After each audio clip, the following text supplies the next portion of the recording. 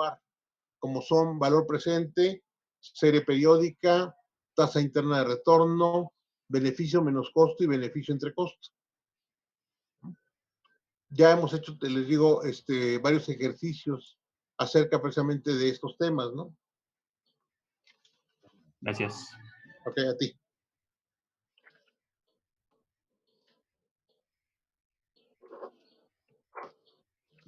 Ok, entonces vamos a iniciar. ¿Hay alguna duda sobre esto? Sobre el ejercicio del tercer parcial. ¿Algo que no quede claro? Yo tengo una duda. Sí. En el primer ejercicio, bueno, creo que ya me lo había explicado, pero se me olvidó. Ajá.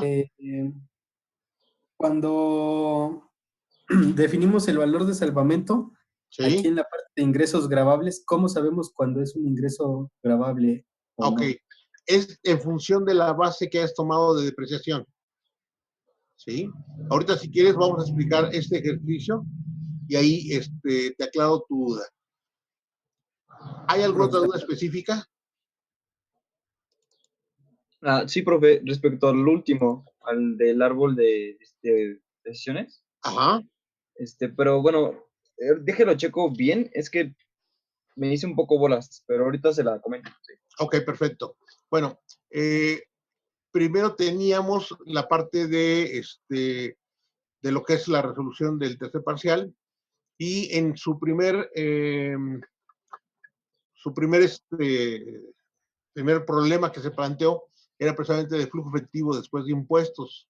Aquí transcribí precisamente la imagen de lo que vimos en clase, de la tabla que se necesita llenar, en donde tenemos el flujo efectivo antes de impuestos, en donde en el año 0 tenemos menos el costo inicial más préstamo, a lo largo de la vida útil del proyecto tenemos ingresos menos egresos, y como un dato adicional en el último año tendríamos el valor de salvamento. La depreciación, pues es de acuerdo al tipo de depreciación. Hasta ahorita en todos los ejercicios hemos manejado depreciación en línea recta, aunque podemos manejar una depreciación diferente.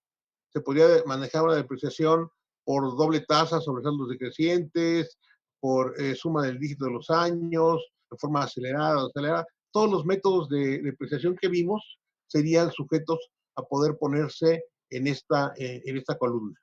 Hasta ahorita, les repito, hemos manejado exclusivamente lo que es línea recta.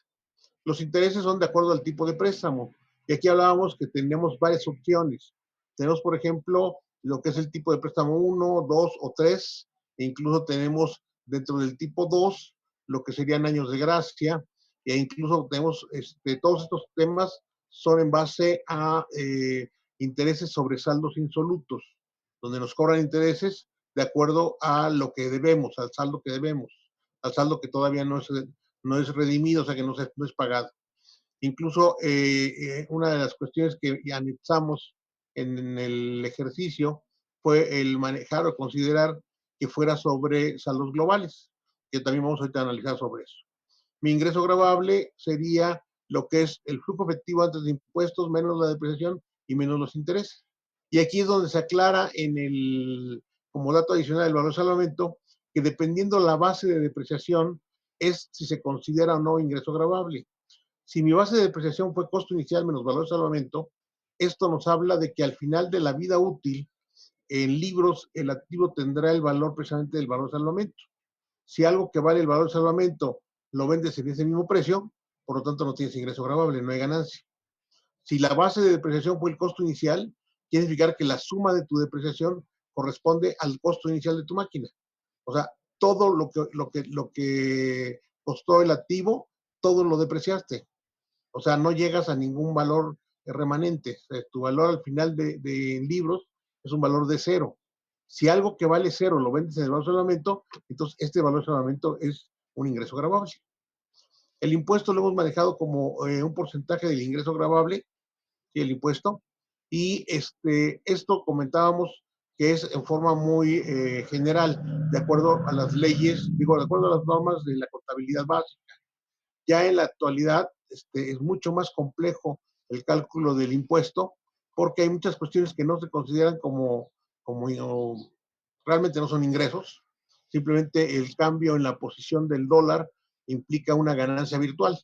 O sea, tú tenías un activo en determinada cantidad de dólares y al término del ejercicio sigues teniendo el mismo activo con el mismo valor en dólares, pero como el dólar ya está a una diferente paridad, el gobierno de México reconoce que ya tienes una ganancia, aunque no la veas, porque la verás hasta el momento en que vendas el activo, en que lo realices, en lo que cobres ese dinero, etcétera, ¿no?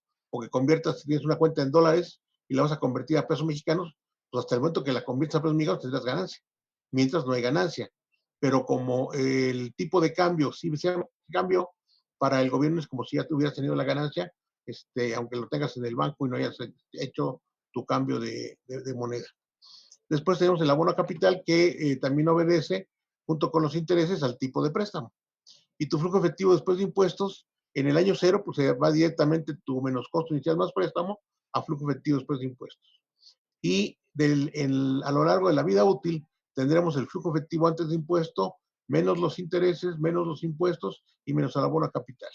Y por último, el ingreso extraordinario del valor de salvamento será el valor de salvamento de menos impuestos.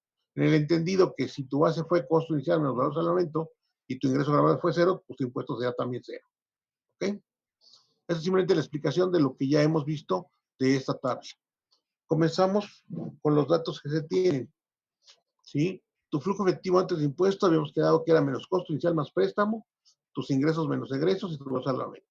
En el ejemplo teníamos que el costo inicial era de menos 689,000 pesos y que había un préstamo de 300,000, lo que me da un flujo efectivo antes de impuestos en cero de menos 389,000 pesos.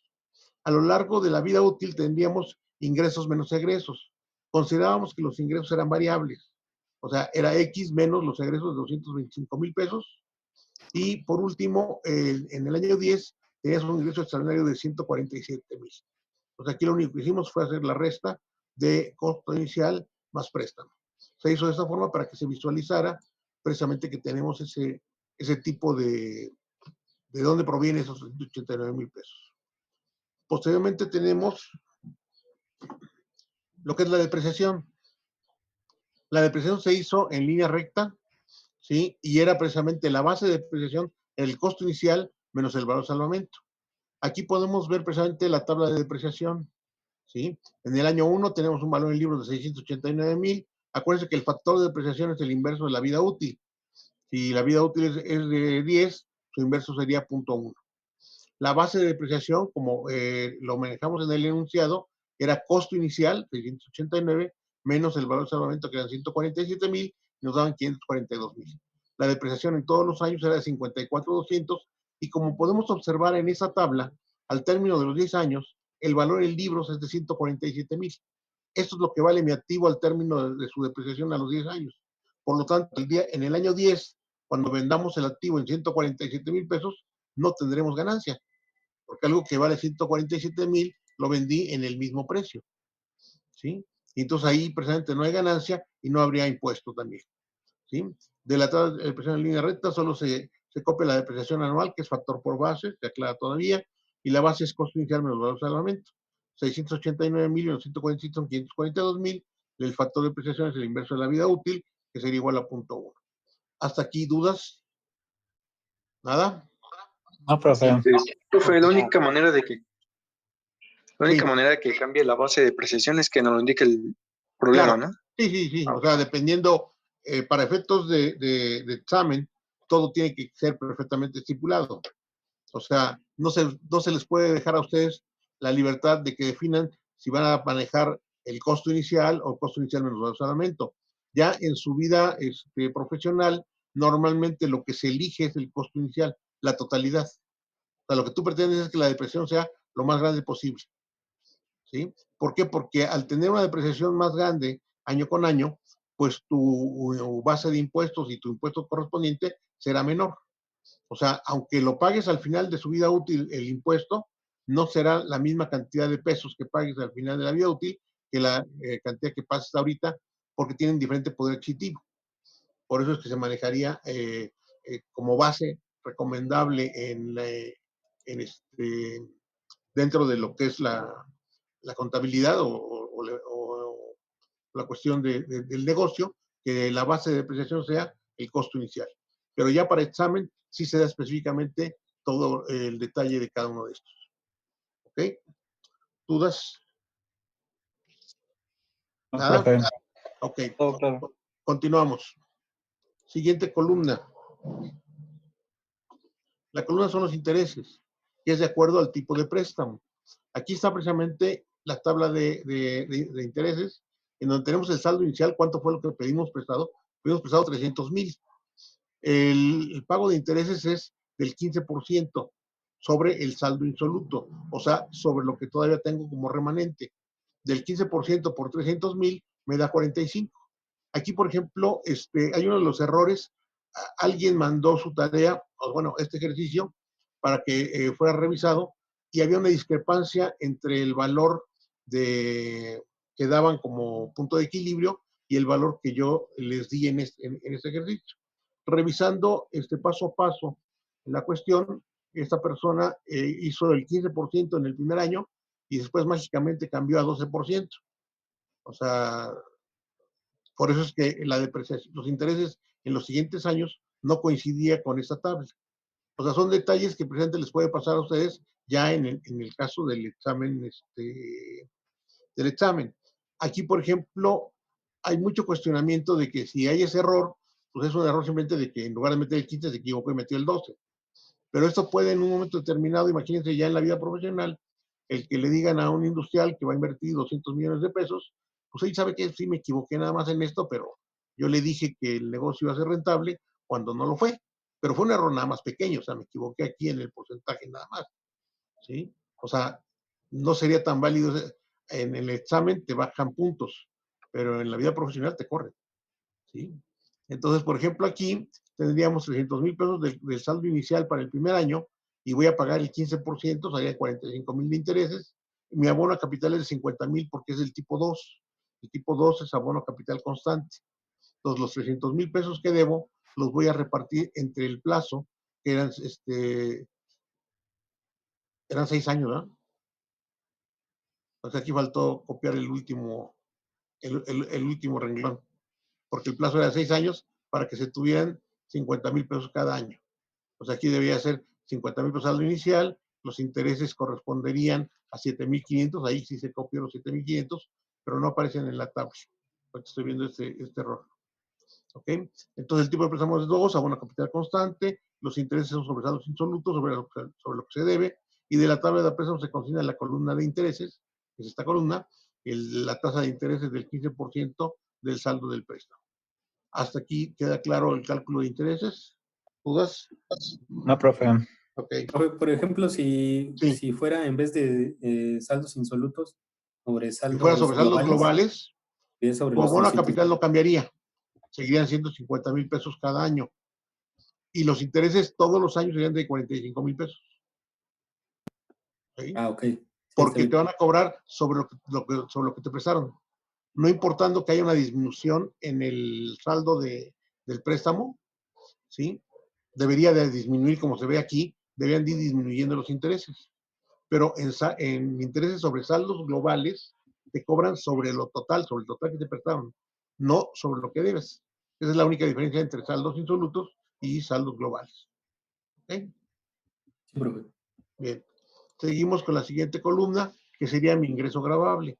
El ingreso gravable era flujo efectivo antes de impuestos, menos la depreciación y menos los intereses.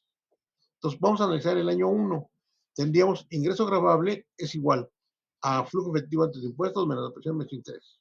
Mi flujo efectivo antes de impuestos para el año 1 era X menos 225,000, menos la depreciación, que son menos 54,200, menos los intereses, que son menos 45,000. Hago la resta de esto y me queda que el ingreso gravable es X menos 324,200, que sería mi ingreso gravable para el año 1.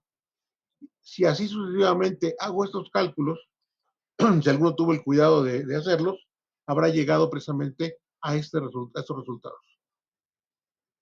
De la tabla de depreciación podemos observar que en el año 10 el valor en libros, ¿sí?, era de 147,000 pesos. Por lo tanto, si algo que valía 147,000 lo vendo en el mismo precio, pues no hay un ingreso gravable. O sea, se dan cuenta que en el año 10 no hay un ingreso adicional. ¿sí? Porque estoy vendiéndolo en el mismo precio que aparece en tabla, o sea, en libros. ¿Okay? Después pasamos al impuesto. El impuesto no es más que la misma tabla que teníamos de ingreso gravable, lo voy a multiplicar por el factor de impuestos. En este caso era del 25%. Entonces, esta que es mi línea de ingreso gravable, la multiplico por impuestos y aquí ya tengo el resultado. Entonces, esta sería mi columna de impuestos. Siguiente, que es la de abono capital. Abono a capital, ¿sí? Es simplemente de acuerdo al tipo de préstamo. Sería, tengo plazo de 6 años para pagar los 300,000 pesos, el tipo de préstamo es 2, de abono a capital constante, entonces divido los 300,000 pesos entre los 6 años y me va a quedar 50,000 pesos cada año durante los 6 años. Y ya tengo mi abono a capital. Siguiente y última columna. Flujo efectivo después de impuestos. En el año 0 tenemos menos costo inicial más préstamo, que me va a quedar menos 389,000, se fueron directos. A lo largo de la vida útil es el flujo efectivo, todo lo que son salidas de dinero. O sea, flujo efectivo antes de impuestos, menos intereses, menos impuestos y menos abono a capital. Es lo único que salía de dinero. O sea, ni la depreciación es salida de dinero, ni el ingreso gravable es salida de dinero. ¿Sí? Por lo tanto, no se contabiliza para encontrar tu flujo efectivo después de impuestos. Y lo analizamos precisamente con el año 1. Tu flujo efectivo antes de impuestos para el año 1 era X menos 225,000. Le quitas los intereses, que es menos 45, y le quitas el impuesto. Aquí tengan cuidado, porque cuando rezan el impuesto, le cambian el signo a la X, pero no se lo cambian al otro término independiente. Entonces, muchas veces, en lugar de poner 81,150, le ponen menos 81,050. Y esto pues ya les da al traste con esto.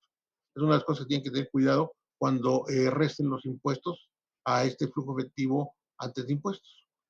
El abono capital sería menos 50,000, hago la resta, tengo que es 0.75 de X menos 238,950. Y así sucesivamente para cada año, rectifican todo esto. Como podemos observar, en el año 10 es valor de salvamento menos impuesto.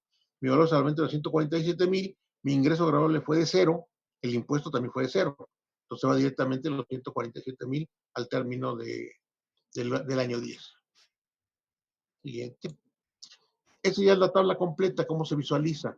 Tenemos el flujo efectivo antes de impuesto, mi depreciación, mis intereses, mi ingreso gravable, mi impuesto, mi abono a capital y mi flujo efectivo después de impuestos. Una vez que ya tengo construida esta tabla, yo me concentro solamente en la última columna, que es el flujo efectivo después de impuestos. Sobre esta columna es donde voy a analizarlo por el método que quieran, valor presente, serie periódica, tasa de retorno, beneficio menos costo, beneficio de costo.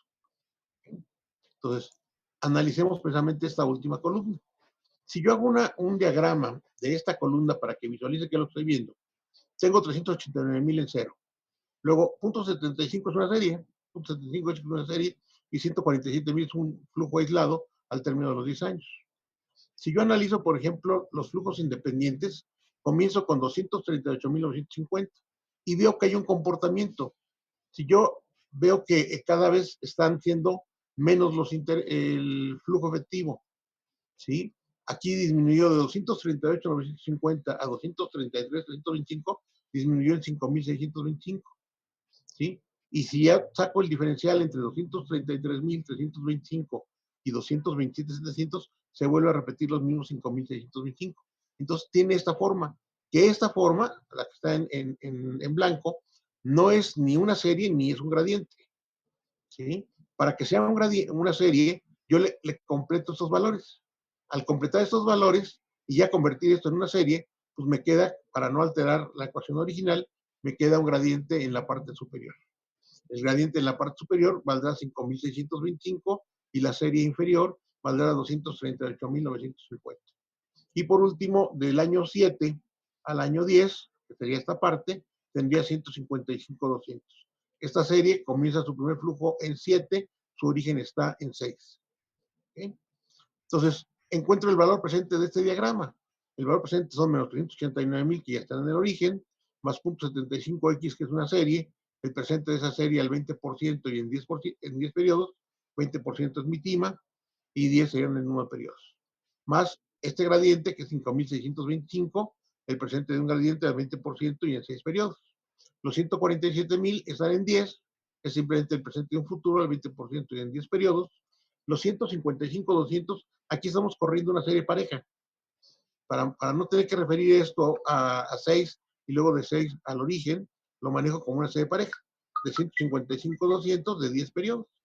Esto me alteró la serie que yo tenía aquí de 238,950. Yo ya referí 155,200 y me faltaron por referir los 83,750, que lo voy a traer como el presente de una serie al 20% y en 6 periodos. Una vez que ya tengo esta ecuación, ¿sí? Ya puedo precisamente dice aquí se consideró la serie 155 corrida y el remanente de esto, ¿sí? Y ya el remanente de 83,000, pues ya fue aquí relacionado. Entonces, una vez con esta ecuación, calculo su valor presente. El valor presente es esto que tenemos aquí, y tenemos solamente, se sustituyen los factores dentro de tu ecuación, y te va a quedar una ecuación en términos precisamente de X. Si se dan cuenta, esto es una línea recta. Una línea recta en donde tendríamos desde corta en 1,257,425,88, va creciendo a una pendiente de 3,144, corta en la serie del valor presente para cero, y en ingresos en 399,899. Me habían mandado un dato de 396, algo así, que era el presente el que estaba equivocado. Una vez que ya tenemos precisamente este punto, aquí les hice un estudio de 75 a 125 porque estaba mal el dato que yo tenía en una de las copias, y el que se les mandó a ustedes fue de que los ingresos fluctuaban entre 400 y 450,000 pesos. Y se dan cuenta, 400 y 450,000 pesos, todo está en la zona de aceptación. O sea, todo ese ramo, desde los 400,000 a los 450, ¿sí?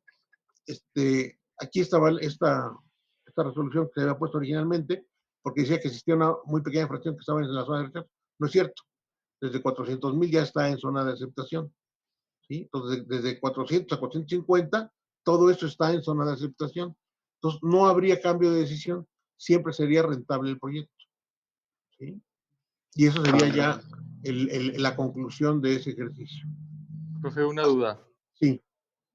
Si la pendiente fuera negativa, ¿la zona de aceptación y rechazo serían inversas?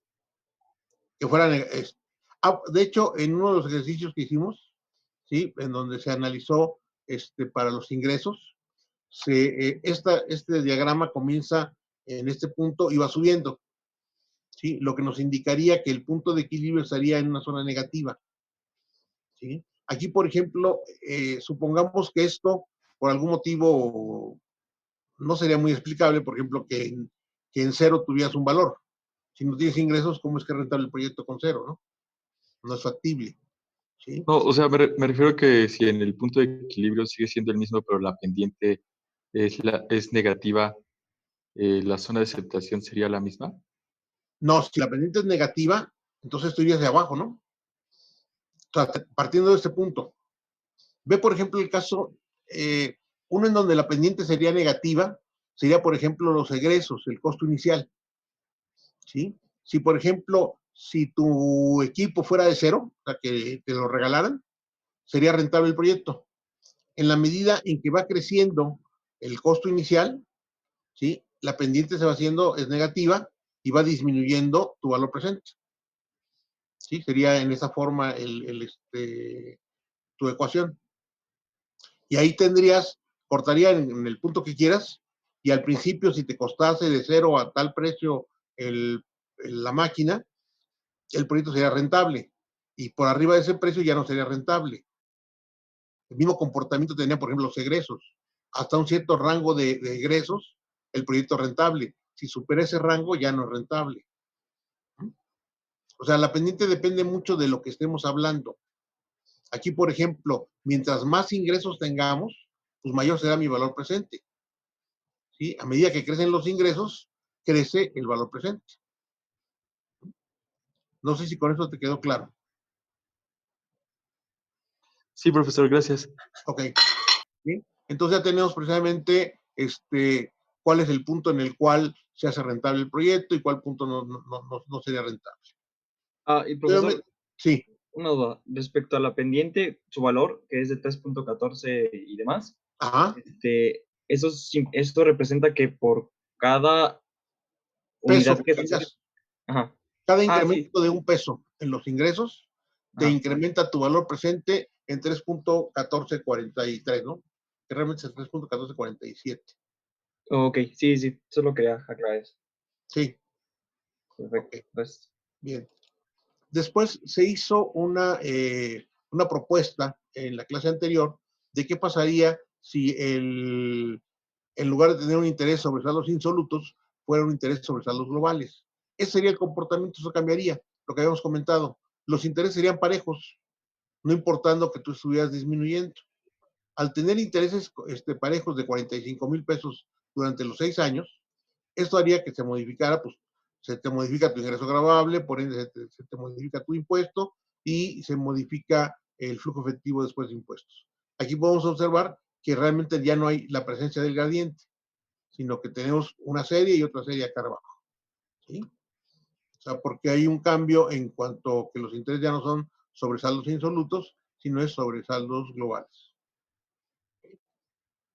Y entonces, llevando a esta última ecuación, tenemos este diagrama, en donde precisamente tendríamos un valor presente que parte de 1.294.000 y va aumentando en 3.144. Su corte ahora, su punto de equilibrio, es precisamente en 411,000 pesos. Esto cambiaría mi decisión. El rango que habíamos hablado estaba entre 400 y 450. Aquí sí vemos que si mis ingresos fueran de 400,000 pesos, estaríamos en una zona no rentable. En 450 no tenemos problema porque ya estaríamos en una zona de aceptación. Entonces, lo que analizamos aquí es la estimación que tienen los inversionistas sobre los ingresos de 400 a 450,000, en donde existe, vemos qué parte está en la zona de rechazo. Si quieren, hagan ese ejercicio de 400,000 pesos, o sea, el rango de variación factible es de 50,000 pesos, porque va de 400 a 450,000, es el rango de variación. ¿Qué parte de esos 50,000 pesos están en cada una de las zonas? Vemos la zona de rechazo.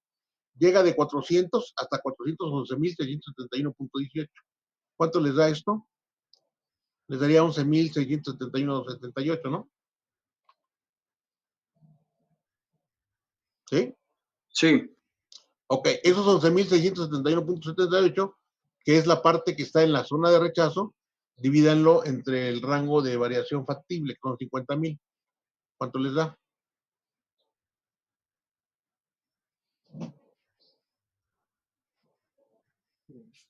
Da de .2334.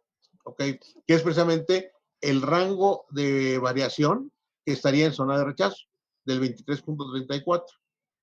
Esa es la probabilidad de que el proyecto sea no rentable. Y el complemento sería la probabilidad de que el proyecto sea rentable. O sea que si optamos por tomar ese proyecto, estaríamos corriendo un riesgo del 23.34%. Es el riesgo que estamos corriendo porque es la probabilidad o el porcentaje de que el proyecto sea no rentable. Y la decisión cambia con respecto al ejercicio anterior. Porque anteriormente todo es rentable y no. Profe, Sí. eso quiere decir que cuando tenemos un ejercicio sobre saldos globales, siempre la probabilidad de rechazo se va a hacer más grande. Depende. En este ejercicio podríamos haber dicho, imagínate que el dato hubiera sido que tu rango de variación fuera de los 420,000 a 460, por decir algo.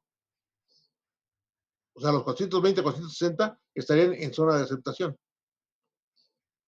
O sea, no cambiaría tu decisión, porque estarías en ambos casos en zona de aceptación. ¿Sí? O sea, depende de los datos que se te den. O sea, no podemos hablar de que el cambio de intereses sobre saldos insolutos a intereses sobre saldos globales implique ya un riesgo para el proyecto por sí.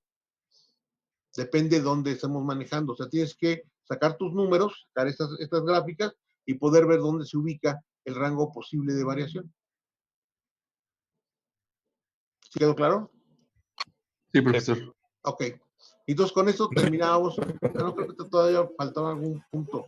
Sí, se pedía un análisis de sensibilidad para los datos originales por serie periódica uniforme equivalente, en donde en este análisis de sensibilidad para los datos originales, si yo cambio mi ecuación de valor presente a serie periódica, me quedaría de esta forma: 0.75x menos 299.924. En el análisis de sensibilidad, ¿qué me dice? Tu punto de equilibrio es 399.000, que debe de coincidir con el mismo punto del análisis de sensibilidad anterior, 399.899.58, hecho por valor presente. El grado de sensibilidad cambia. ¿Por qué? Porque la ecuación que estamos midiendo no es en valor presente, sino en serie periódica. En lugar de 3.144, la hora de la sensibilidad es de 0.75, porque estamos hablando de serie periódica y no de valor presente. Pero el punto de equilibrio debe ser el mismo. Tanto la zona de aceptación como la zona de rechazo siguen siendo los mismos. No hay cambio. O sea, que si por ejemplo no tengo ingresos hasta tener 399.899.58, el proyecto es no rentable. A partir de ese dato de 399.000 hasta infinito, el proyecto sería rentable. Mi punto de equilibrio en donde gano lo que yo quiero ganar es 299.000 y el grado de sensibilidad sería de 0.75.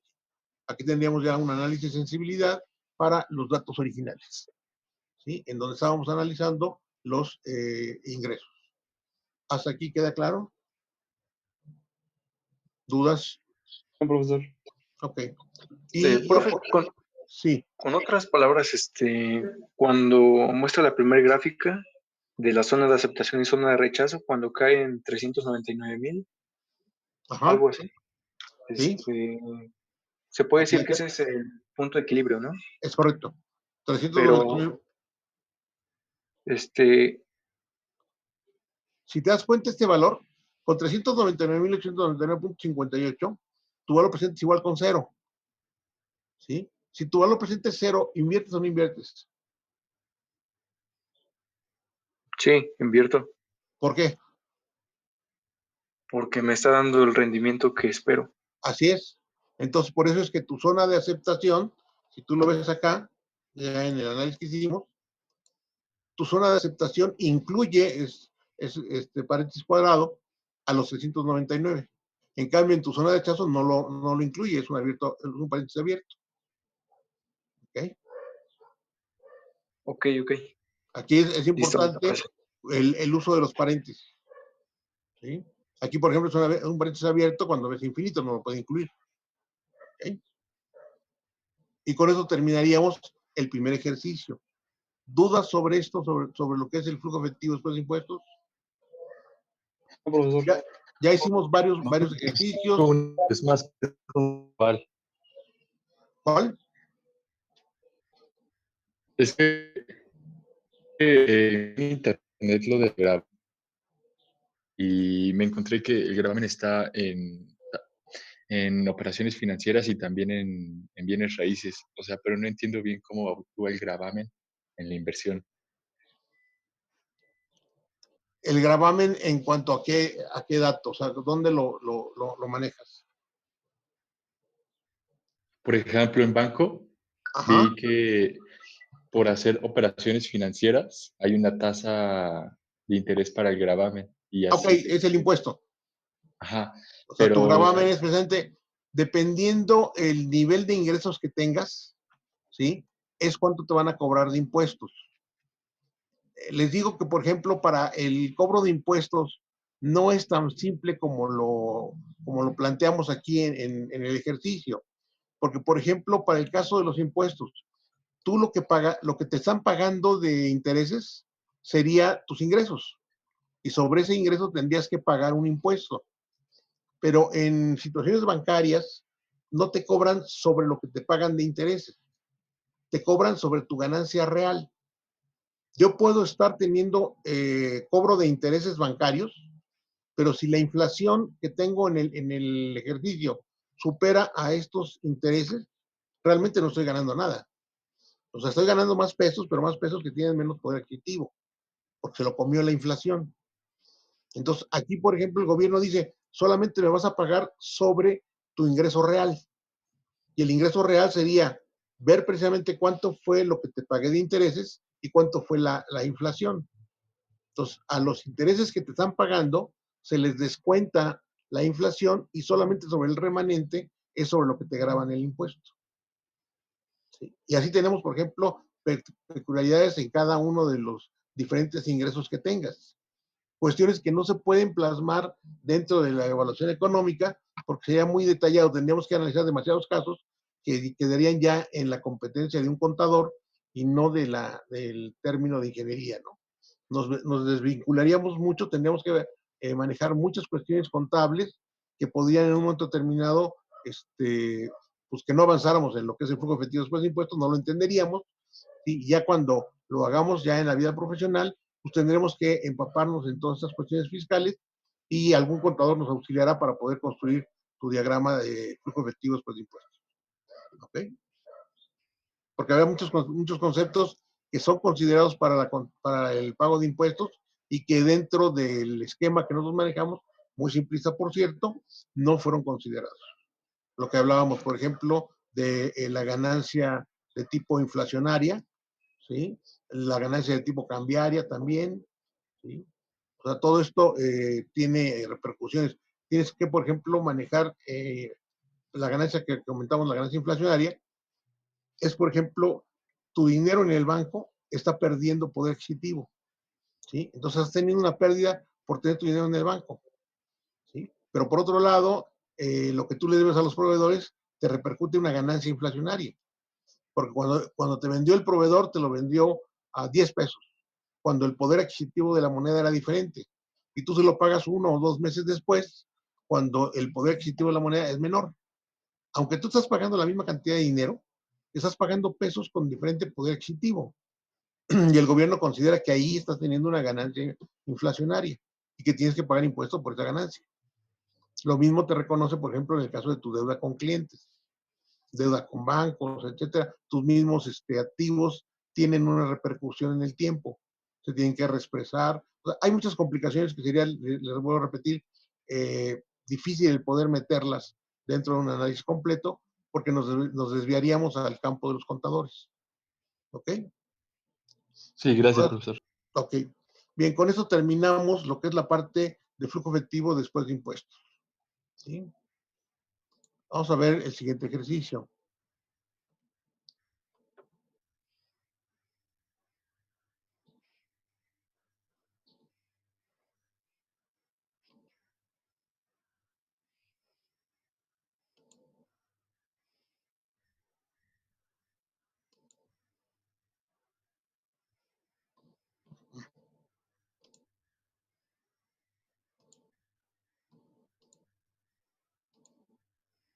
Ok.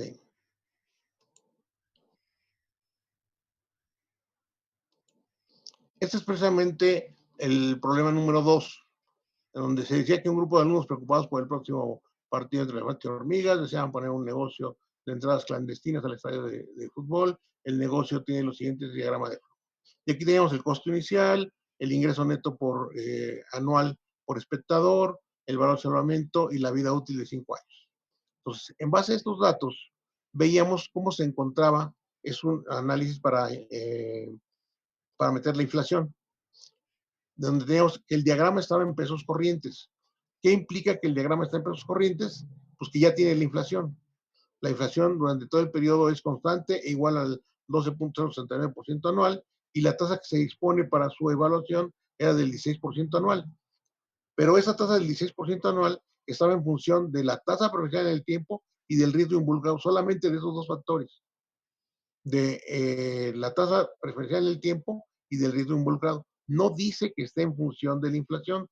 Por lo tanto, ese 16% es una TIMA sin inflación, pero el diagrama está en pesos corrientes, el diagrama tiene inflación. El diagrama con inflación, TIMA sin inflación. Y se pide por valor presente determinar el número de espectadores que haría rentable este proyecto. Es lo que dice el encabezado, es que el diagrama está en pesos corrientes, ya tiene la inflación, y la tasa del 16% solo está en función de la tasa preferencial en el tiempo y del riesgo involucrado. Lo que nos dice que es una tasa sin inflación. Entonces tenemos dos opciones. O le quitamos la inflación al diagrama, y lo convertimos a un diagrama en pesos constantes y evaluamos con el 16%, o le metemos la inflación a la TIMA, ¿sí? Y manejamos una TIMA con inflación. Aquí, por ejemplo, se recomendaba que es más fácil manipular la TIMA. En lugar de estar manipulando el diagrama y cada uno de los flujos, estarlo modificando, en lugar de eso, pues mejor lo que hacemos es incrementar la TIMA, o sea, inflacionarla. Entonces, veíamos que la TIMA con inflación era igual a la inflación, más la inflación por la TIMA sin inflación, más la TIMA sin inflación. Aquí es importante que cuando ustedes calculen la TIMA con inflación o la TIMA sin inflación, los valores que metan sea en fracción. Mucha gente pone aquí 12.069, 16, etcétera, y eso les modifica sustancialmente la tasa a la cual llegan, ¿sí? No saben manejarla, o este factor es el que van a meter dentro de las tablas. Entonces, la TIMA con inflación es la inflación. La inflación habíamos quedado que era del 12.069, o sea, 0.12069. Entonces, aquí tenemos el 0.269 por la TIMA sin inflación, que era del 16%, más la TIMA sin inflación, que es 0.16. Nos quedaba 30.0994. En teoría no es el 30%, pero para efectos del examen, pues se puede redondear, o fue lo que se trató de hacer, de que hicieran un redondeo y que la TIMA con inflación fuera del 30%. Entonces planteo mi valor presente de esto. Tengo mi costo inicial, que es menos 950,000, más los ingresos, que eran 4,500X, en donde X era el número de espectadores para que el proyecto fuera rentable. Y eso teníamos una vida útil de 5 años, el presente ese sería el 30% y en 5 periodos. Ya aquí en este caso, yo estoy analizando un diagrama en pesos corrientes que tienen la inflación con una TIMA que también la tiene. O sea, tanto diagrama como TIMA tienen inflación. Llevo aquí, serían más 45,000, que es el valor de salvamento, por el presente de futuro al 30% en 5. Ya teniendo esta ecuación, llego a este término, y de ahí simplemente despejamos X.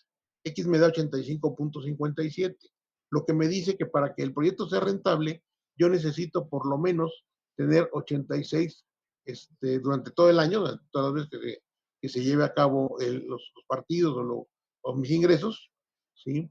Tengo que tener por lo menos 86 espectadores por lo mismo. Porque no puedes cortarlos, no puedes manejar 85, tienes que redondear siempre al término inmediato superior.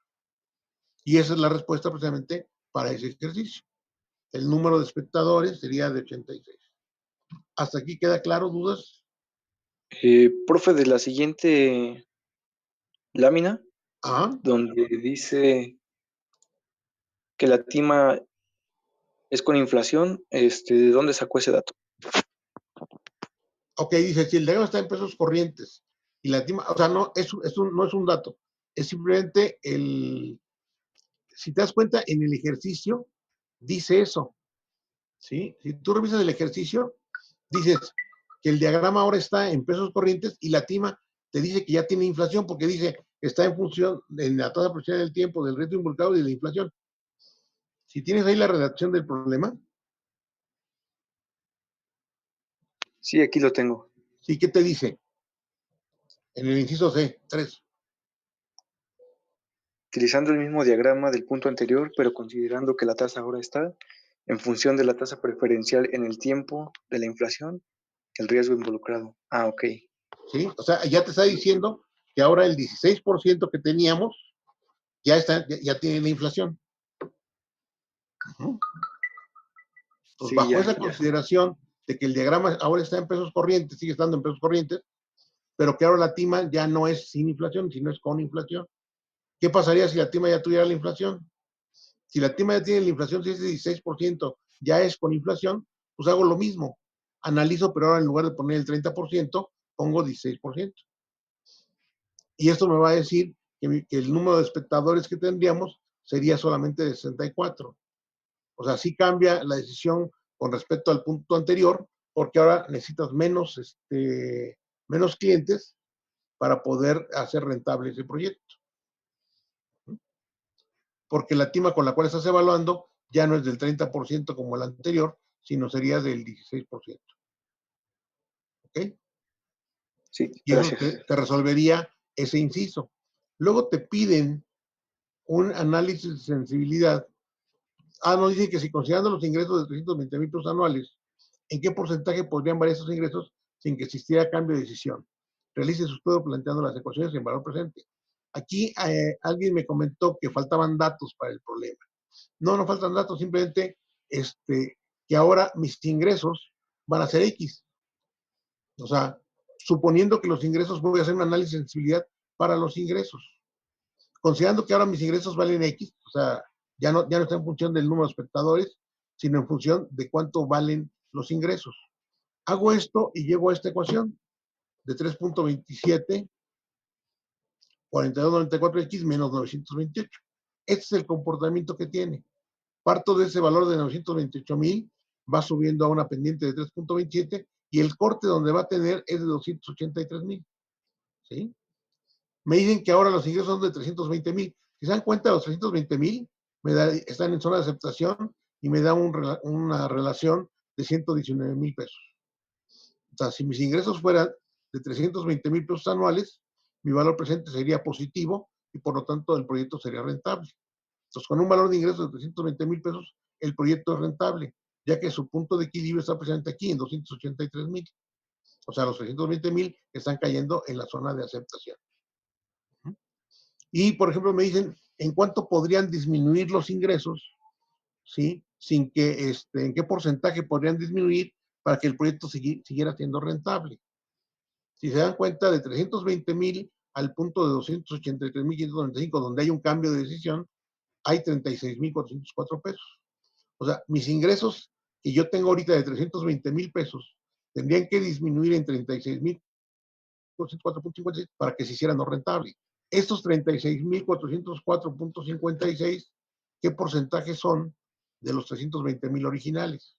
Dividan 36,404.56 de los 320,000, ¿cuánto les da?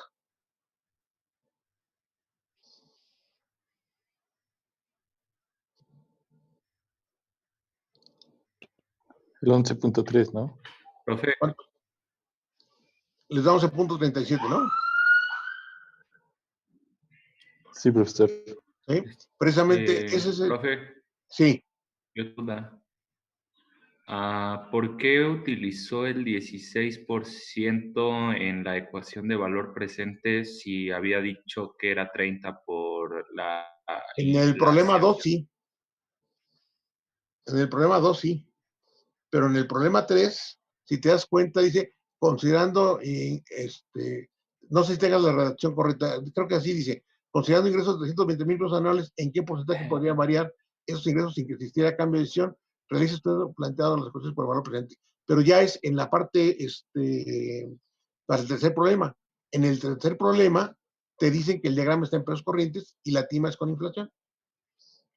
Ok. Sí, o sea, ya en el problema 3 te están diciendo que el diagrama está en pesos corrientes, o sea, tiene inflación, y que la tima ya es con inflación. ¿Cuál tima? La del 16%. Pero entonces eso siempre se tiene que aclarar. Claro, sí, no para que adivinen, no hay. Fue una duda. Sí, ¿Por qué quitamos los 4,500 es antes de 4,500. la X? ¿Los que multiplicaban a la X? No hay 4,500. Bueno, los 4,500 es que era en el dato anterior, decían que eran 4,500 pesos por persona.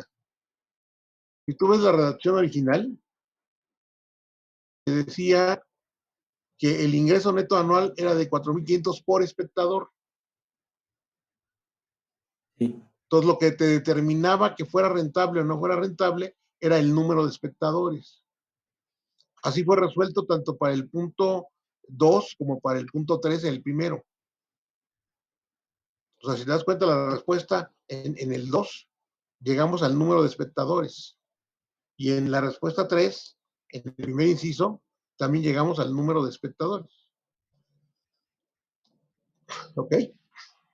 Sí. En cambio, ya en la siguiente pregunta, en el 3A, ya se habla de ingresos anuales, de un ingreso total.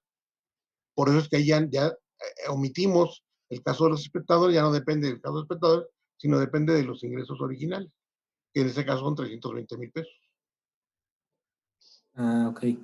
Y aquí, por ejemplo, de 320,000 al punto de equilibrio de los ingresos, hay una disminución de 36,404. Estos 36,000 pesos que tendrían que disminuir mis ingresos de los 320,000 que me están diciendo, ¿qué porcentaje sería su disminución? Si yo divido los 36,404.56 de los 320,000, me da el 11.37%. Eso es lo que tendrían que disminuir mis ingresos para que el proyecto se hiciera no rentable, para que hubiera un cambio de decisión. ¿Sí queda claro? Sí, y profe, o sea, esos Sí. 320,000, o sea, yo al principio los había interpretado como que ahora esos iban a estar multiplicados por la X. Bueno, no por la X, sino por el factor de, porque está multiplicado la X. De hecho, aquí están por el presente de una serie. Sí, Si yo sustituyo aquí 320,000 por el presente de una serie, me va a dar ajá, 119,000. sí, sí. Lo único que te dice, en ese punto, lo único que te dice es que el proyecto es rentable. Tendrías que hacer una serie de estimaciones para ver en qué tanto podría disminuir para que llegara a ser no rentable. Por eso, Oh, ya, para ya. que no estemos metiendo valores y saber en qué punto cambia la decisión, hice un análisis de sensibilidad de X. Aquí Sí, podemos ver la finalidad de ese tipo de análisis. O sea, si en lugar de considerar a la X con 320,000 y solamente responder si es rentable o no es rentable, y hago un análisis de sensibilidad, estoy obteniendo información adicional. Esa información era parte de la pregunta que estaba manejando. ¿Sí? ok, ok. Sí, es De que que en qué porcentaje tendrían que disminuir. Entonces, pues simplemente con el análisis de sensibilidad llegamos a este diagrama y podemos ver cuánto deberían de disminuir para que el proyecto sea no rentable.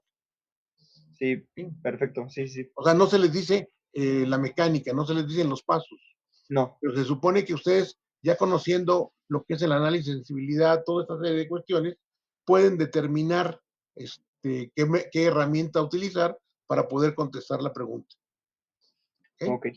Bien. Entonces, Entonces ya tenemos aquí, por ejemplo, el porcentaje en lo cual variaría. Y la última pregunta de este ejercicio, el B, es que realicemos un análisis de sensibilidad para el valor de salvamento, planeando las ecuaciones en valor presente y con las modificaciones que ya se habían propuesto. Aquí, por ejemplo, ya tengo los datos de 320,000 mis ingresos y ahora lo que voy a poner en función de X es precisamente mi valor de salvamento. Hago el análisis y me da esta ecuación que comienza en 97,000 positivo y va creciendo a una razón de 0.47. Ese es el diagrama. Yo puedo matemáticamente encontrar su punto de equilibrio. El punto de equilibrio, si sigo esta pendiente, me va a quedar negativo. ¿Sí? Aquí está mal, no son ingresos, sino sería valor de salvamento. O sea, estaremos graficando valor presente contra valor de salvamento, no contra ingresos. ¿Okay? Y aquí, por ejemplo, ¿qué sucede? Que si fuera negativo mi valor de salvamento, implicaría que en lugar de tener que cobrar por vender lo último que quedara del negocio, tendría yo que pagar por ello. ¿Sí? El análisis de sensibilidad queda de la siguiente forma y el punto de equilibrio no tiene ya porque sería negativo. Esto sería como pagar porque se llevara lo que queda del proyecto, que normalmente no sucede. O sea, siempre por mucho, como fierro viejo, como algo así, puedes obtener un valor de salvamento. ¿Sí? O sea, el pagar porque, a menos que fuera, no sé, alguna cuestión radioactiva o alguna cuestión que tuvieras que pagar por desmontar lo que quedó, no sé. ¿Sí? Pero en términos generales, no habría un punto de equilibrio, no sería coherente hablar de un valor de salvamento negativo. Y se dan cuenta, no hay zona de rechazo, porque si no es factible que el valor de salvamento sea negativo, pues todas solamente existe una zona de aceptación que es desde 0 y hasta infinito. Y hay un grado de sensibilidad que es de 0.47. Punto de equilibrio no existe, ¿sí? Porque sería negativo, no tendría sentido hablar de ese punto de equilibrio negativo. ¿Ok? Con eso pretendemos hacer un panorama genérico de los posibles resultados que se podrían encontrar en el caso de un examen. En su vida profesional tendrían que analizar todo esto que les acabo de comentar, si realmente tendrían la posibilidad de tener que pagar por recuperar parte del valor del proyecto que hayan tenido, ¿no? O sea, que por algún motivo tuvieran que pagar por sacarlos. Esto se ve, hay casos muy extraordinarios. Simplemente en la actualidad estamos viendo que por sacar el petróleo de de Canadá incluso te pagan por sacar el petróleo. O sea, en lugar de venderte el petróleo, te pagan porque te lo lleves, porque no tienen lugar para almacenarlo, entonces le está causando varios problemas, ¿no? Entonces el precio del petróleo durante un tiempo fue negativo en Canadá, no sé si actualmente todavía sigue haciendo eso, ¿sí? Donde los ingresos por petróleo son nulos. ¿Okay? ¿Queda claro? ¿Dudas? No, profesor. Ok. Y con esto terminamos ya en lo que es el ejercicio del punto 3. El último que se puso fue, reconozco que estaba muy fuera de lugar. Era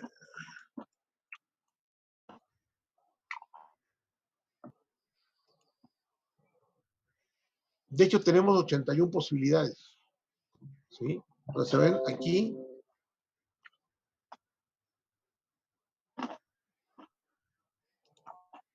tenemos presente 81 posibles combinaciones entre lo que sería, ¿qué pasa si el costo inicial es de 100,000, si mis ingresos son de 28,000, si mi ingreso es de 12,000 y el valor de salvamento son 15,000? O sea, bajo este supuesto que se dieran estas 4 posibilidades, mi valor presente sería negativo, de menos 4,766, y la probabilidad del costo inicial de 100,000 es del 40%.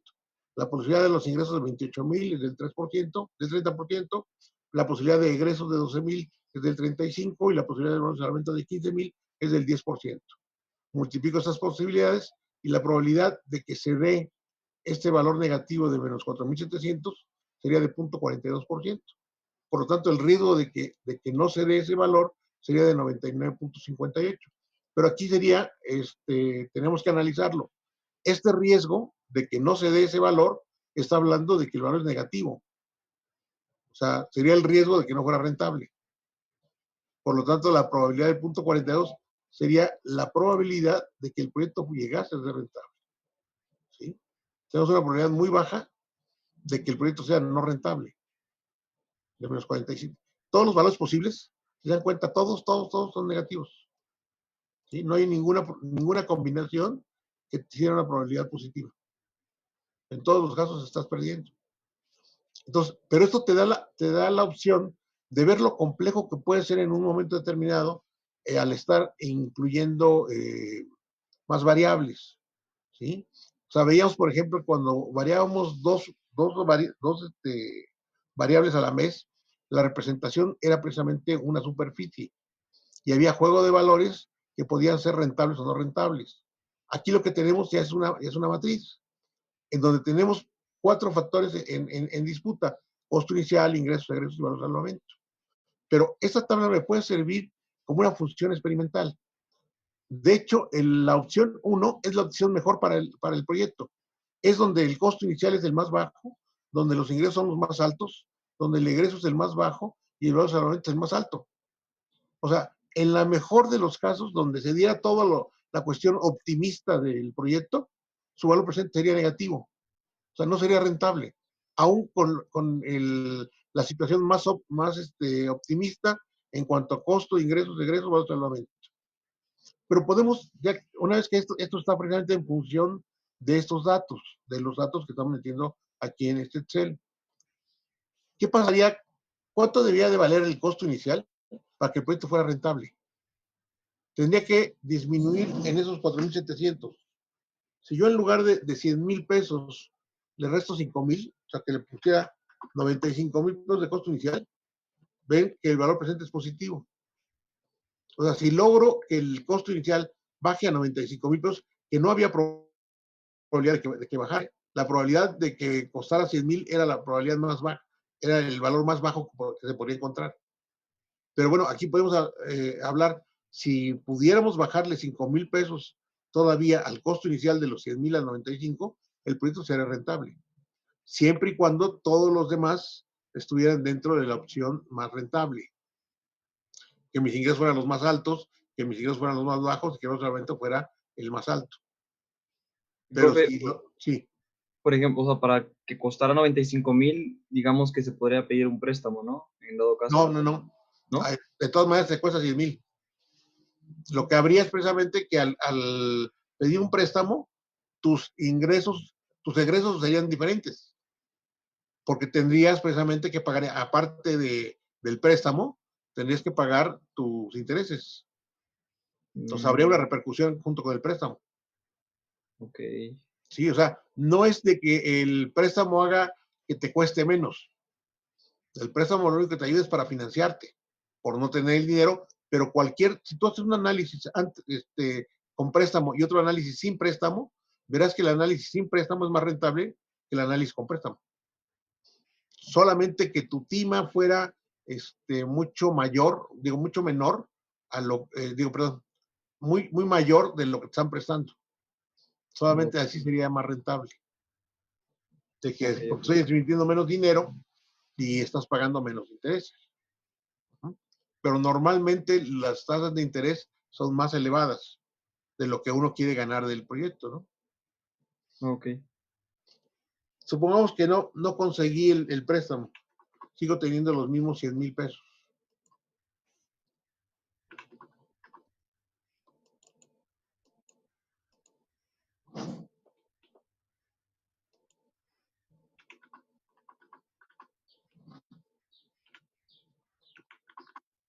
A ver, tengo...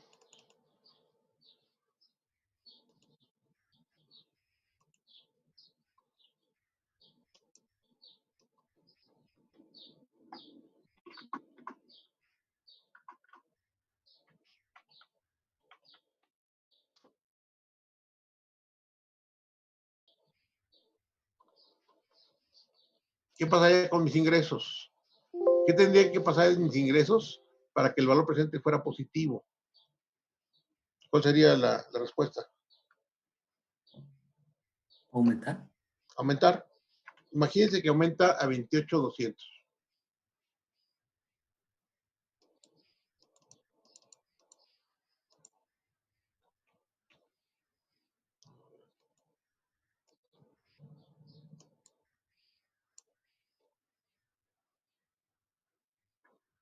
Suponiendo 28,200. ¿Sí? Todavía el valor presente es negativo.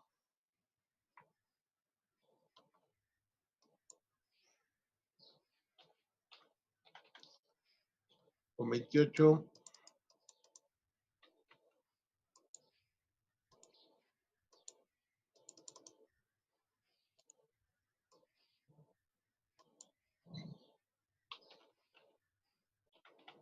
$28,500. El proyecto sigue siendo rentable, no rentable.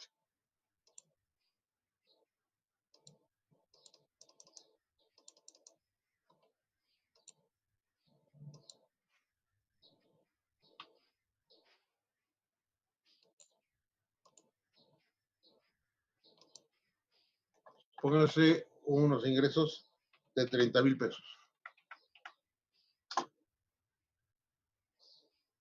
Ya el proyecto, ya el valor presente ya fue positivo.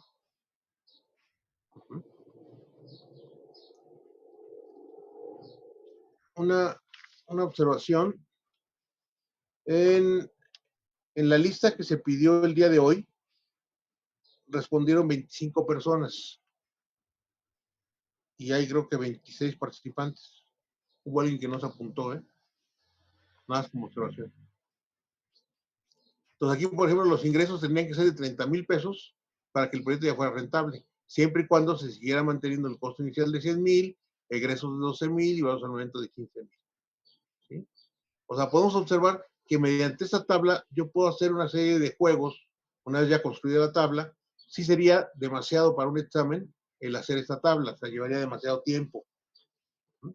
Alguien me puso ahí que no iba a tener tiempo para responder la pregunta. Y sí es cierto, era bastante pesada. Pero no porque hicieran cada una de ellas, o sea, con un Excel es mucho más fácil y se puede llegar a contestar esto. ¿Ok? Profe, ¿cómo va a ser el examen?